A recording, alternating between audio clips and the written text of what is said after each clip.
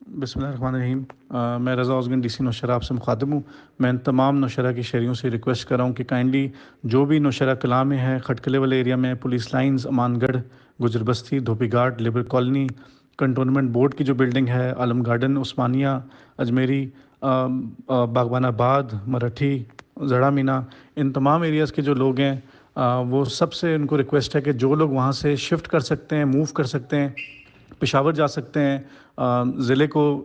چھوڑ سکتے ہیں، جن کے پاس وسائل ہیں وہ نکلیں اس وقت، کیونکہ جی ٹی روڈ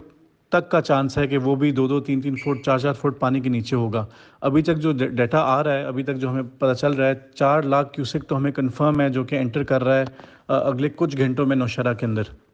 تو بہتر یہی ہے کہ جو بھی لوگ موو کر سکتے ہیں وہ کائنڈلی ان جگہوں سے موو کریں اور اس جگہوں سے نکلیں، اور اپنا جو بھی سامان اٹھانا ہے، بچے بوڑھے جن کو موو کرنا ہے اس وقت موو کر سکتے ہیں۔